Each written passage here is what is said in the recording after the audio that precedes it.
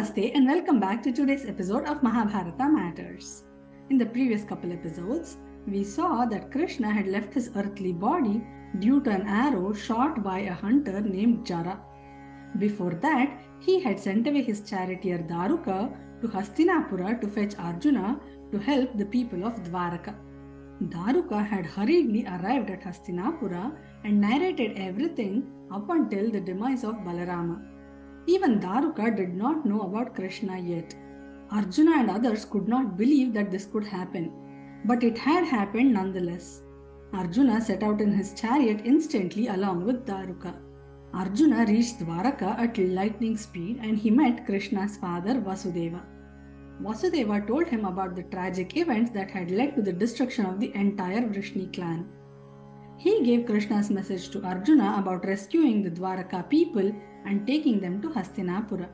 He also said, by now both Krishna and Balarama would have given up their bodies by doing intense penance. After this, with his yogic powers, Vasudeva too left his mortal body. His wives followed suit. Arjuna was very sad. He went with Dwārakā to Prabhasa. He saw the strewn bodies everywhere. It was a gory sight. It looked like a war zone. He saw the dead body of his dear friend and student Satyaki. Krishna's children Pradyumna, Samba, everyone else, all were gone. They both went looking for Krishna and Balarama. They found Balarama's body by the ocean.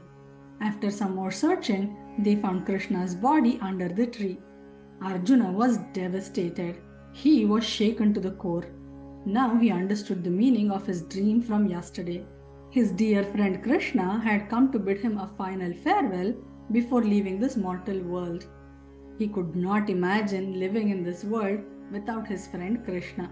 But he had a task at hand. There was no time to think. Krishna had asked him to hurry up. There was a reason for that. Arjuna was performing his actions mechanically as if he were under a spell. He performed the last rites for both Krishna and Balarama. Many of the wives of Krishna and Balarama ascended the pyre along with the bodies of their husbands. Then Arjuna gathered all the remaining people and started to leave Dwārakā. The sea was raging as if it were waiting to consume the city of Dwārakā as soon as they exited. Just like that, as soon as the people came out, humongous waves crashed into the city of Dwārakā. It consumed the streets, the buildings, the trees, everything about Dwārakā. Within no time, there was no trace of Dwārakā. Suddenly, the ocean became placid and quiet as if there was never a city called Dwārakā in that place. Arjuna could not bear this sight, but he still had a task at hand to accomplish. He had to protect all the survivors from Dwārakā and take them to Hastinapura. That was the wish of his dear departed friend Krishna. So they started traveling towards Hastinapura. One day, while they were traveling through the forest, a band of bandits saw that all these women and children were protected by one man with a bow. They decided to loot them. They swooped down on them and started grabbing their wealth, jewels and everything they had. Arjuna was furious. He picked up his Gandiva and started to string it. But he, to his amazement, could not string the bow. This had never happened before. With great effort, finally he strung the bow, and now he could not remember a single mantra to the innumerous astras he had acquired. This had never happened before. He started shooting regular astras to scare away the robbers. His divine quiver, which had an unending supply of arrows, suddenly ran out of arrows. This had never happened before. Arjuna could not believe this. He could not protect the women or their wealth.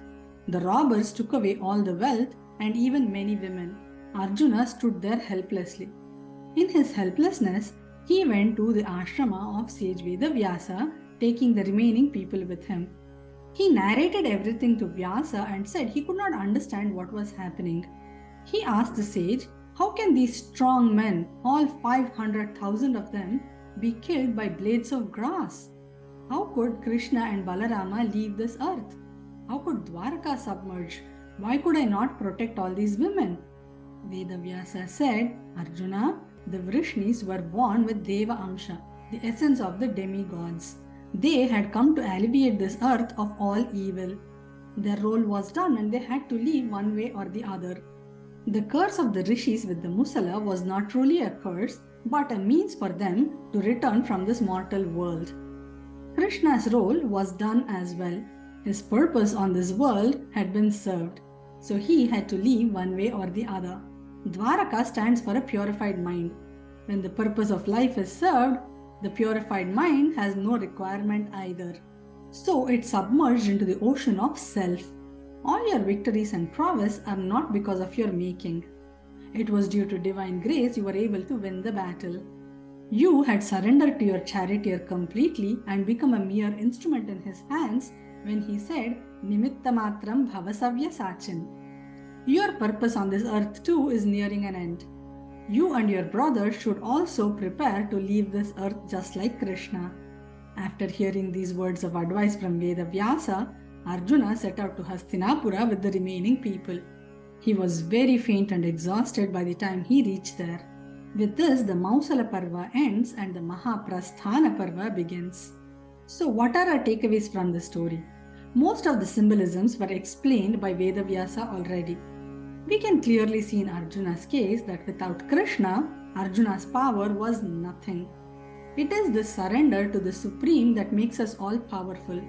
When such is the case, why are we so proud and claim that all our achievements and accomplishments are due to our own greatness? It's something to be thought about. With these thoughts, we come to the end of today's episode. Remember, in this series, we are discussing matters of Mahabharata because even today, Mahabharata matters. Hari Om!